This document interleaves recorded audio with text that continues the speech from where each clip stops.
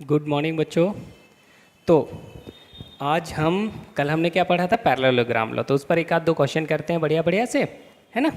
और फिर उसके बाद हम देखते हैं कि वेक्टर सब्ट्रैक्शन क्या होता है। वेक्टर को अगर हमें दो वेक्टर को ऐड करना तो हमने सीख लिया, लेकिन अगर हमें सब्ट्रैक्ट करना है तब हम क्या करेंगे वो भी देखेंगे, है ना।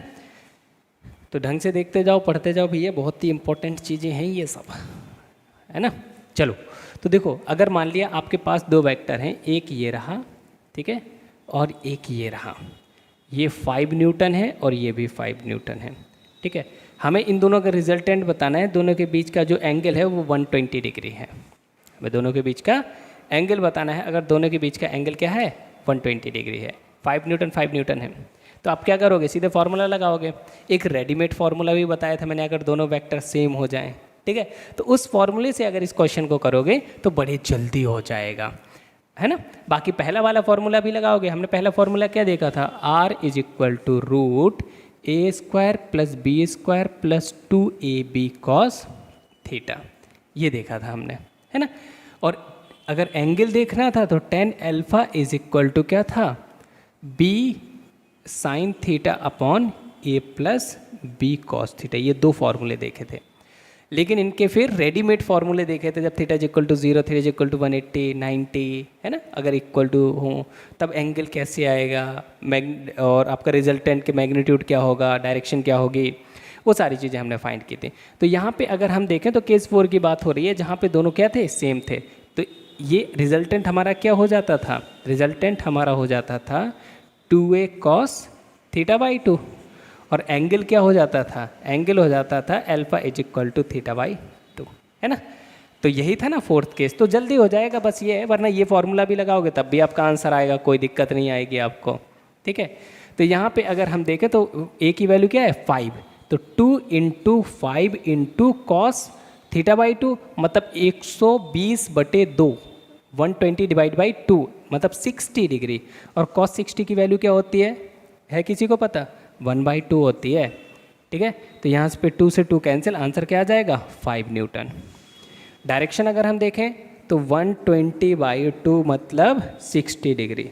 तो यहाँ से 60 डिग्री या ऊपर से ले लो या यहाँ से ले लो, दोनों ही सेम बात। तो यहाँ पे आपका रिजल्टेंट आ जाएगा 5 न्यूटन। क्लियर। ये छोटा सा क्वेश्चन था जो हमने कल पढ़ा था, उसी के ऊपर, ठीक है। एक और बढ़िया सा क्वेश्चन देखते हैं और फिर आगे बढ़ते हैं हम लोग, है ना। चलो लिख लेना ये सब।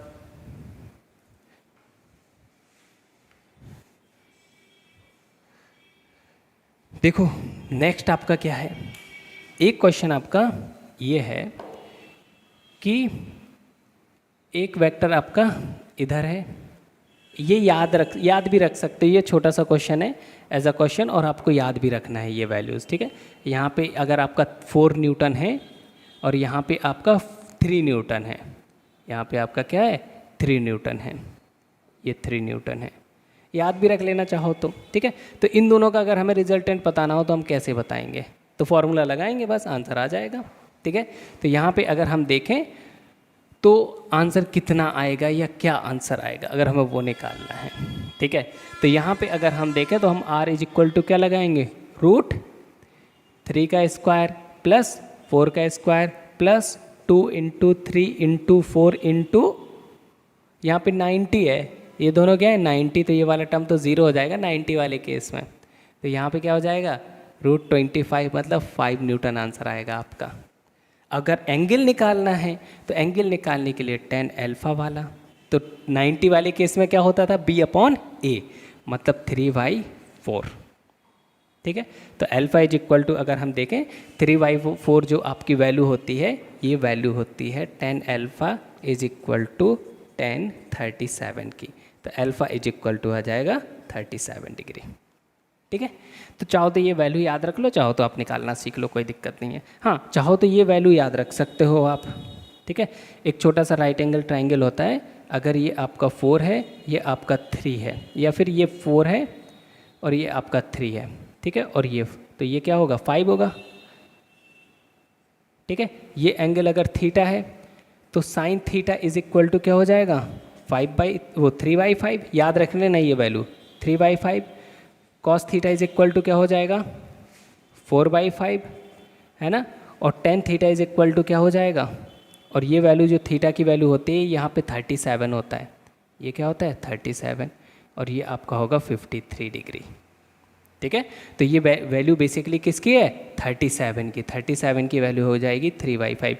याद रखना ये वैल्यू बहुत काम आएंगी क्योंकि कई सारे फॉर्मूले क्वेश्चन हमें देखने को मिलेंगे ड्यूरिंग द एक्सरसाइज। ठीक है, तो 37 की वैल्यू क्या हो जाएगी 4/5, और 37 की वैल्यू क्या हो जाएगी आपका 3/4।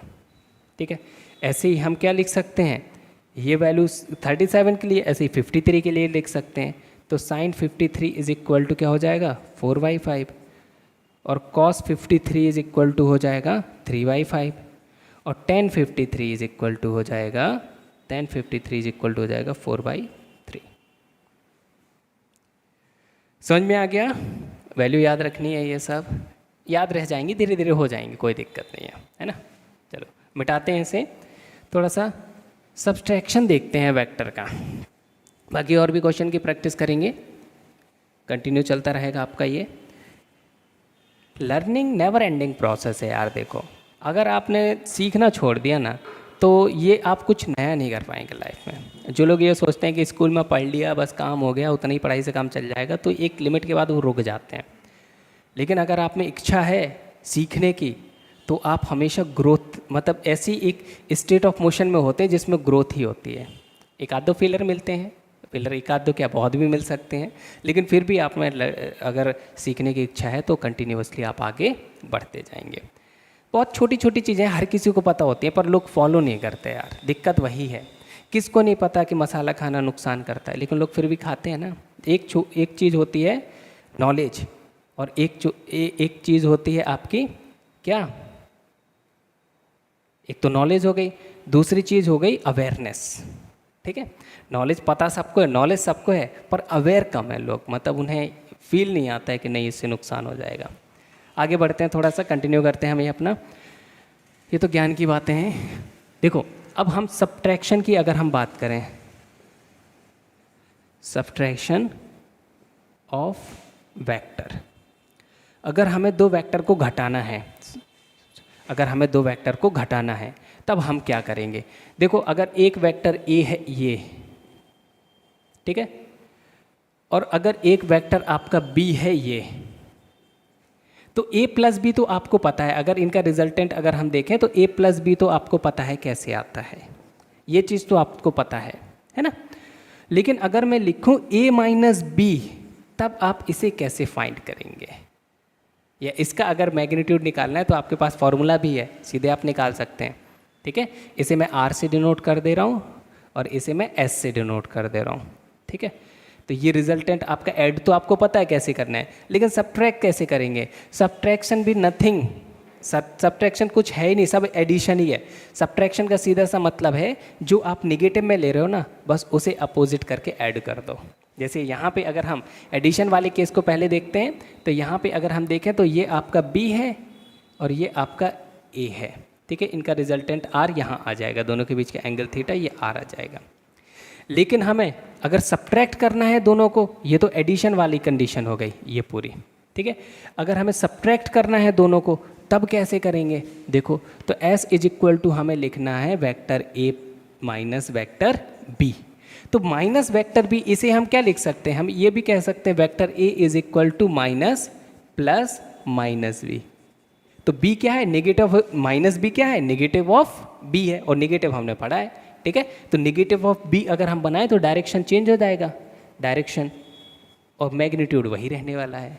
तो अब हम कर क्या रहे हैं यहाँ पे, हम वेक्टर a को और नेगेटिव ऑफ b को ऐड कर रहे हैं। यहाँ क्या कर रहे हैं, माइनस b वेक्टर और a वेक्टर को हम सिंपली ऐड कर रहे हैं। ठीक है, तो अगर हम इन दोनों को बनाएं इधर तब क्या होगा, जैसे इधर बना के देखा है, तो ये आपका वेक्टर a हो गया और ये नेगेटिव ऑफ वेक्टर b हो गया माइनस b। अब हमें इन दोनों को क्या करना है, सिंपली ऐड करना है। तो ये एंगल आपका क्या था इधर, जब b इधर था तो ये एंगल था आपका थीटा। अब कितना हो जाएगा, अब यहाँ पे हो जाएगा ये 180 माइनस थीटा।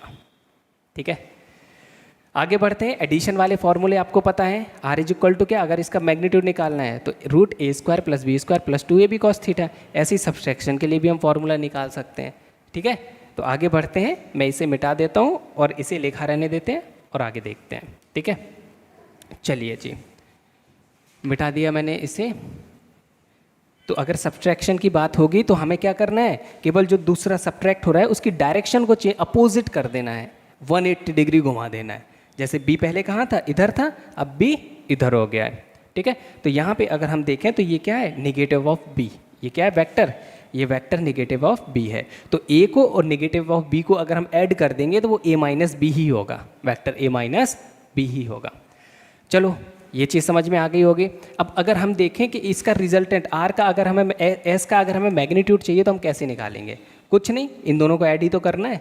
ठीक है, तो यहाँ पे s इज इक्वल टू क्या हो जाएगा, root A square plus B square plus 2ab, लेकिन यहाँ पे एंगल देखो अब 180 माइनस कॉस, यहाँ पे कॉस थीटा नहीं आएगा, क्या आएगा, कॉस 180 माइनस थीटा। यहाँ पे क्या आएगा, कॉस 180 माइनस थीटा। ठीक है जी, तो 180 माइनस थीटा क्या होता है, s इज इक्वल टू अगर हम देखें तो root A square plus B square, cos 180 minus theta होता है minus cos theta, cos 180 minus theta क्या होता है, माइनस थीटा। ठीक है, तो यहाँ पे माइनस 2ab कॉस थीटा आ जाएगा। तो ये फॉर्मूला भी आप सब्ट्रैक्शन के लिए ये फॉर्मूला याद रख सकते हैं। एंगल आपको अगर पता है दोनों के बीच का और सब्ट्रैक्ट करना है तो आप ये फॉर्मूला डायरेक्ट लगा सकते हैं। ठीक है, क्लियर हो गया इतना। डायरेक्शन की बात कर सकते हैं, बिल्कुल बिल्कुल डायरेक्शन की बात हो सकती है कि भाई डायरेक्शन बताओ इसकी क्या होगी, तो डायरेक्शन की भी बात कर लेते हैं हम। ठीक है, ये लिख लेना आप लोग अच्छे से, वीडियो को पॉज करके हम आगे बढ़ते हैं। ठीक, अभी देखो सीखने पे ध्यान दिया करो, लिखना तो चलता रहे, लिखा तो बुक में भी है, लेकिन हमें क्या करना है, हमें सीखना है। ठीक है, तो इन सबको मिटा के थोड़ा सा डायरेक्शन की बात करते हैं। देखो फिर से बनाता हूँ मैं जो वेक्टर थे हमारे। ठीक है, तो एक था वेक्टर हमारा कौन सा, एक था वेक्टर a और एक था वेक्टर एक था वेक्टर a और एक था वेक्टर b, ये दोनों थे। अगर a माइनस बी हमें करना है तो हम b को क्या कर देते, सब्ट्रैक्ट, तो a तो आपका यहाँ रहेगा और नेगेटिव ऑफ b क्या था, मैंने यहाँ बनाया था माइनस b, तो b का नेगेटिव ऑफ b तो ये माइनस b और ये आपका a। दोनों के बीच का एंगल कितना था, इन दोनों के बीच का एंगल अगर थीटा है तो ये होगा 180 माइनस थीटा। ठीक है ना, तो अगर इन दोनों का रिजल्टेंट देखें तो इधर ही तो आएगा, s आएगा कि नहीं। तो यहाँ से अगर हम अल्फ़ा मान लें तो अल्फ़ा इसे भी निकाल सकते हैं या फिर यहाँ से भी निकाल सकते हैं, हम कहीं से भी एंगल निकाल सकते हैं, हमें कोई दिक्कत ही नहीं है। ठीक है, तो चलो पहले tan अल्फ़ा देख लेते हैं, फिर tan बीटा देख लेंगे, कोई दिक्कत ही नहीं है। ठीक है, तो अगर हम tan अल्फ़ा देखें, tan alpha is equal to formula तो आपको पता है, b यहाँ पे एंगल कितना है 180 माइनस थीटा। तो अगर हम ये देखें यहाँ से, पहले a से देखते थे क्योंकि हमारा a इधर होता था या इधर हमने लिया था, देख लेना फॉर्मूले को जाके पैरेललोग्राम वाले में, जैसे tan अल्फ़ा आया, पेज पलट के देख भी सकते हो अभी भी पॉज करके। ठीक है, तो यहाँ पे अगर हम देखें तो माइनस b इधर है, तो यहाँ पे आएगा a sine 180 minus theta upon, यहाँ पे क्या आएगा b plus a cos 180 minus theta. ठीक है, या फिर हम इसे थोड़ा और सॉल्व करें तो यहाँ पे आ जाएगा sine minus theta, second quadrant है, प्लस में ही आएगा। ठीक है, तो sine a sine theta upon b cos, second quadrant negative होता है तो माइनस a कॉस थीटा। तो ये तो हो गया tan अल्फ़ा की वैल्यू, मतलब हमने जो ये एंगल निकाला है ये कहाँ से निकाला है, वेक्टर नेगेटिव ऑफ b से, यहाँ से इस एंगल पे होगा, कहाँ से, यहाँ से अल्फ़ा एंगल पे इधर होगा। ठीक है, ऐसे ही हम कहाँ से निकाल सकते हैं, a से भी निकाल सकते हैं, तो वो भी देख लेते हैं। ठीक है, तो इधर लिख लेते हैं हम लोग, तो tan beta is equal to क्या हो जाएगा, अब एंगल तो ये है, यहाँ से निकालना है तो पहले b, ठीक है, ये क्या है b है आपका, और यहाँ पे जो एंगल आएगा आपका B sine 180 minus theta upon A plus B cos 180 minus theta. ठीक है, तो tan beta is equal to हो जाएगा B sine theta upon A minus B cos theta. याद रखना ये चीज़, ठीक है, दोनों ही फॉर्मूले आपको याद रखने हैं। समझ में आ रहा है कि नहीं? एकदम क्लियर है ना ये सारी चीज़ें, है ना? तो इस तरह से हम क्या दोनों फॉर्मूले लिख सकते हैं। आगे बढ़ते हैं हम लोग थोड़ा सा, है ना? और अगर हम देखते हैं एक छोटा सा क्वेश्चन करते हैं इस पे, बाकी और भी क्वेश्चन प्रैक्टिस करते रहेंगे हम टाइम टू टाइम, एक्सरसाइज भी कंप्लीट करेंगे। चलिए जी,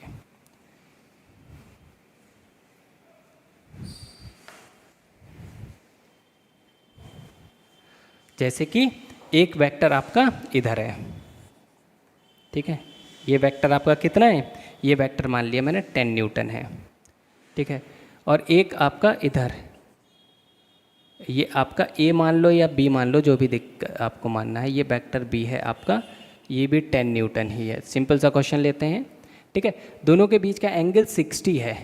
अभी हमें निकालना है vector A minus vector B क्या होगा। ये भी निकाल लो vector A plus vector B क्या होगा, या फिर इनका मॉड, ये क्या होगा और ये क्या होगा। ठीक है, निकालो, कैसे सॉल्व करेंगे बताओ जल्दी से। चलिए जी, एक एक करके कर लेते हैं हम लोग, पॉज करके कर सकते हो आप ट्राई। ठीक है, पहले हम प्लस वाला देखें, तो ये तो हमें पता है, प्लस वाला तो हमें पता है, उसमें तो कोई दिक्कत ही नहीं है। तो सीधे हम फार्मूला, दोनों ही सेम है, एंगल क्या है 60 है, तो वही रेडीमेड वाला फार्मूला लगा देंगे। तो A plus B is equal to क्या हो जाएगा 2 इंटू 10 और cos 60/2 मतलब cos 30, और cos 30 की वैल्यू क्या होती है √3/2। 2 से 2 कैंसिल, आंसर आ जाएगा सीधा 10√3 न्यूटन। लेकिन a माइनस बी कैसे निकालेंगे, मेन बात तो ये है जी, माइनस बी कैसे निकालेंगे, ये कैसे आएगा। ठीक है, तो दूसरा वाला फॉर्मूला जो मैंने बताया माइनस वाला, या तो वो सीधे फॉर्मूला लगा दो आप। ठीक है, क्या लगा दो फॉर्मूला, वहाँ पे माइनस आया था ना, तो √a² प्लस b² प्लस वो माइनस 2ab cos थीटा, ये लगा दो। ठीक है, अब यहाँ पे क्या आ जाएगा, a की वैल्यू क्या हो जाएगी 100, या फिर सीधे ही देख लो यार, लो 10 का स्क्वायर प्लस 10 का स्क्वायर माइनस, ठीक है, एक मेथड और बताऊंगा, ये भी देख लो अभी। तो यहाँ पे भी इंटू 10 का स्क्वायर, और cos 60 की वैल्यू क्या होती है 1/2, cos 60 की वैल्यू क्या होती है 1/2, 2 से 2 कैंसिल। ठीक है, तो ये 10 स्क्वायर कैंसिल, आंसर कितना आ जाएगा 10 न्यूटन। अब इसे और कैसे निकाल सकते हैं, देखो नेगेटिव ऑफ बी कहाँ होगा, नेगेटिव ऑफ ए तो आपका ये हो गया, और नेगेटिव ऑफ बी कहाँ होगा, इधर हो जाएगा ना, ये माइनस बी और ये आपका ए। तो अब अगर ये ऊपर वाला एंगल जो था ये आपका कितना था, ये तो आपका 60 था, तो ये कितना हो जाएगा 120 डिग्री, तो रिजल्टेंट यहीं तो आएगा। ठीक है, और ये भी 10 ही होगा, क्योंकि ये 10 है और ये 10 है, और 120 डिग्री पे ऐसा एक क्वेश्चन अभी किया नहीं था। ठीक है, तो ये था आपका सब्सट्रैक्शन।